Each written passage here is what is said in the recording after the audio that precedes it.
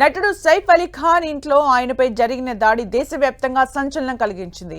6 కత్తిపోట్లకు గురైన సైఫ్ ప్రస్తుతం సేఫ్గా ఉండగా నిందితుడి ఫోటోలను ముంబై పోలీస్ శాఖ విడుదల చేసింది.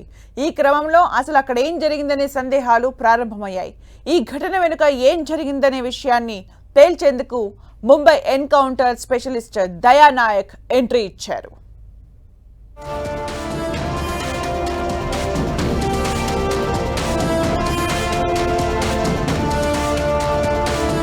హిందీ నటుడు సైఫ్ అలీ ఖాన్ పై ఆయన ఇంట్లోనే దాడి జరిగిన ఘటన కలకలం రేపుతోంది. ఈ సంఘటనపై పలు రకాల వాదనలు వినిపిస్తున్నా ఓ సెలబ్రిటీ ఇంట్లో ఇలాంటి ఘటన జరగడంతో బాలీవుడ్ ఉలిక్కిపడింది. బుధవారం అర్ధరాత్రి దాటిన తరువాత ఈ ఘటన చోటు చేసుకుంది. తెల్లవారుజామున 2:30కు ఈ సంఘటన జరిగినట్టు చెబుతున్నారు.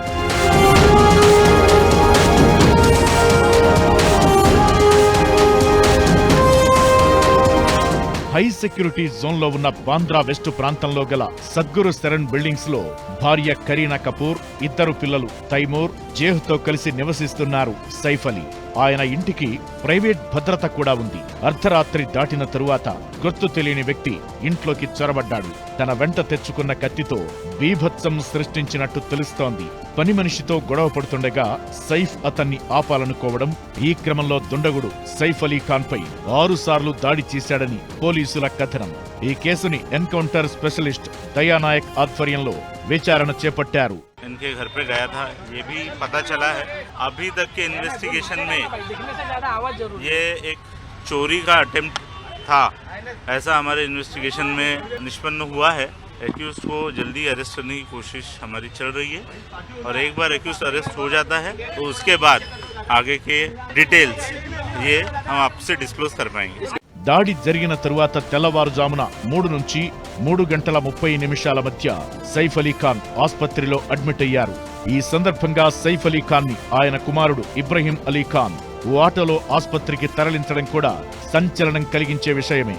మరోవైపు సంఘటన తరువాత సైఫ్ అలీ ఖాన్ భార్య కరీనా, కుమార్తె సారా అలీ ఖాన్ సహా కుటుంబ సభ్యులు ఆస్పత్రికొచ్చారు. ఆస్పత్రిలోని సైఫ్ అలీ ఖాన్ కి ట్రీట్మెంట్ ఇచ్చిన డాక్టర్లు ఆయన ఆరోగ్యం నిలకడగా ఉందని తెలిపారు. ఇదే సందర్భంగా ఆయన శరీరంపై మొత్తం 6 చోట్ల గాయాలైనట్లు ప్రకటించారు. 2 చోట్ల లోతుగా కోసుకుపోయినట్లు వివరించారు. అప్పటికే 2 సర్జరీలు చేసినట్టు చెప్పారు. Saif Ali Khan was admitted in the morning at 2 a.m. at Leelavati Hospital with alleged history of assault by some unknown person. He sustained major injury to the thoracic spinal cord due to lodged knife in the spine. Surgery was performed to remove the knife and also repair the leaking spinal fluid.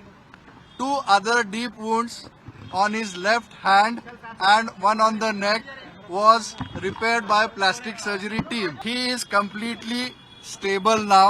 He is recovering well and out of danger. Saif పై దాడి తెలియడంతో Telugu cinema industry కూడా shock కి లోనైంది.